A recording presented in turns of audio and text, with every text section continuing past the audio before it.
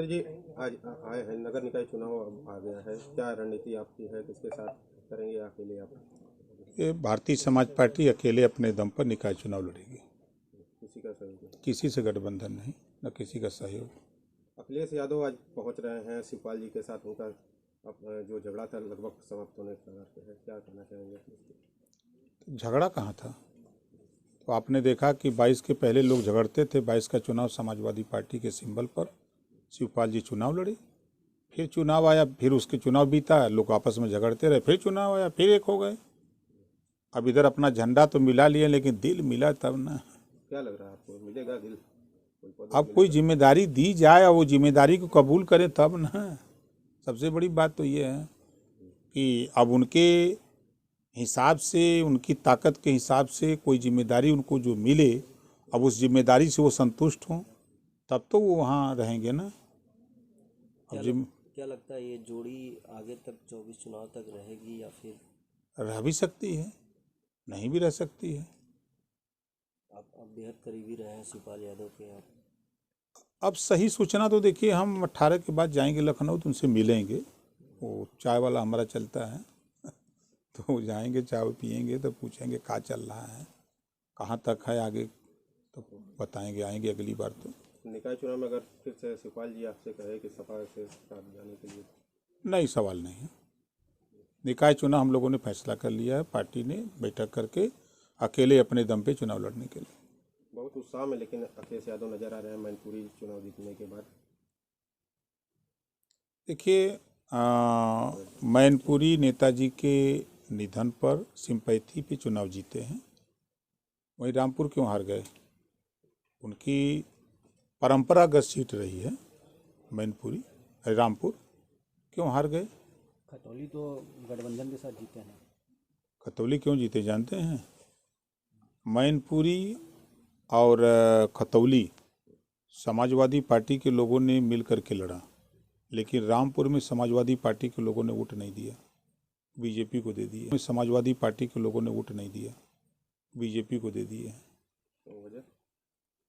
अब वो अस्थाई सीट बना लिए थे कि सपा ही सोचे कि सब दिन यही लोग होंगे तो हरवाऊ तो हो सकता है मिले लड़ने के लिए। उत्साह में नजर आ रहे हैं, क्या लग रहा है? कोई उत्साह नहीं, झूठा चिल्ला रहे हैं। आप बताइए कि अकेले कहाँ जीती है? इधर यहाँ एक को सीट बता दीजिए पूर्वांचल में जो जीते के। अरे गढ़ रहा है आजमगढ़, तो वो तो खत्म है। यदि वहाँ पर ही हवा निकाल दे, वो का नाम है उसका, नहीं निरहुआ की बात नहीं महाराज, वो गुड्डू जमाली सपा का हवा निकाल दिया है और निकाल देगा काटा से। और बताइए को सीट कहाँ जीती हैं? शिवपाल जी के आने के बाद मजबूत कर कहाँ, कौन शिवपाल जी का वोट बढ़ा डालना? बढ़ा तो दिए थे वोटवा, जो है शिवपाल जी 2200 में 7वां में थे ना, कहाँ बढ़ गया था वोटवा? और शायद हम नहीं रहे होते तो समझ में आ गया होता पूर्वांचल। पूरे प्रदेश में जीएसटी की छापेमारी चल रही है, जिसको लेकर के एक व्यापारी वर्ग काफ़ी आक्रोशित नजर आ रहा है। उसको लेकर के मायावती ने भी ट्वीट करके सरकार पे हमला बोला है कि पहले से ही जीएसटी को लेकर के व्यापारी वर्ग परेशान था, ऊपर से अब छापेमारी चल रही है।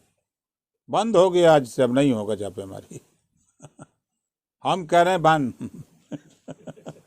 क्या लग रहा है कानून व्यवस्था इस बार सही है? क्योंकि पहली सरकार में योगी जी की आप काफ़ी मुखर होकर बोल रहे थे, दूसरी वाली सरकार में थोड़ा नॉर्मल है, क्या वजह क्या है? सुधार थोड़ा आया है। दूसरी बार में उनको लगा कि नहीं, गलत जो जहाँ हो रहा था, तो जो लोग बोल रहे थे वो सही बोल रहे थे, ऐसा महसूस हुआ। काफ़ी दबे नहीं, दबे नहीं, देखिए नहीं, ईडी फीडी जांच करके खोज के चली गई घर अपने को, छैया नहीं है, कहाँ पाएंगे? अरे चाउर गेहूँ लेके क्या करी? पहले वाली सरकार में काफ़ी मुखर हो गया। बिल्कुल मुखर थे हम, कहाँ पीछे? देखिए कोई सवाल तो करें तब ना बतावें। योगी जी की हम तारीफ क्यों करते हैं? यही मायावती जी और अखिलेश जी कहते थे कि नोएडा न जाओ, नहीं दोबारा नहीं जीतोगे, लेकिन अंधविश्वास को उन्होंने ख़त्म किया योगी जी ने, कि नहीं दोबारा जीता जा सकता है, ये अंधविश्वास है। हम अंधविश्वास के खिलाफ रहते हैं कि अंधविश्वास नहीं, विज्ञान है, विज्ञान को मानो, शिक्षित हो, संगठित हो, संघर्ष करो। सराहना इस नाते कहते हैं, लखनऊ को नवाबों की नगरी बना दिया, चारों तरफ जहाँ जाइए वहाँ मायावती जी दिखती हैं। अब नीचे आइए तो अखिलेश जी, गोमती रिवर फ्रंट अखिलेश जी दिखते हैं। देश में लाखों फैक्ट्रियां कांग्रेस ने बनाई, जहाँ करोड़ों लोग मजदूर काम करते थे। अब किसी की तारीफ करिए तो होता है कि यार वही ना जाइए का ही नेता। 8 साल में मोदी जी का विकास। अब बनारस में एक फैक्ट्री बता दीजिए जहाँ 5,000 आदमी काम करते हों, एक को बता दीजिए। अच्छा, तवांग में जिस तरह की बातें हुई उस पर आपका क्या कहना है? देश को एकजुट होकर के, सारे विपक्ष को एकजुट होकर के सरकार को जवाब देना चाहिए। बिहार में शराबबंदी है लेकिन आज जहरीली शराब पी के 5-6 लोगों की मौत हो गई है। देखिए 20 साल से हम यही चिल्ला रहे हैं कि जब गुजरात, बिहार, पांडिचेरी शराब बंद हो सकते तो यहाँ भी बंद करो। क्यों छूट दे रखे हो भाई? आप लोगों को पैसा दिखाई दे रहा है कि टैक्स आएगा, यहाँ जनता का जान जा रहा है पी पी के। नहीं, कहीं जहरीली शराब पीने से, क्यों शराबबंदी है उसके बाद से अगर शराब बिहार में बिक रही है, ये तो सरकार की लापरवाही है ना।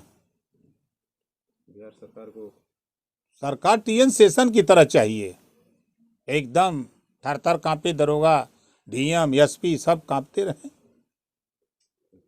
सराहना इस नाते कहते हैं लखनऊ को नवाबों की नगरी बना दिया, चारों तरफ जहाँ जाइए वहाँ मायावती जी दिखती हैं। अब नीचे आइए तो अखिलेश जी, गोमती रिवर फ्रंट, अखिलेश जी दिखते हैं।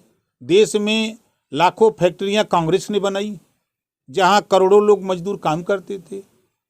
अब किसी की तारीफ करिए तो होता है कि यार वही ना जाइए का ही नेता। 8 साल में मोदी जी का विकास।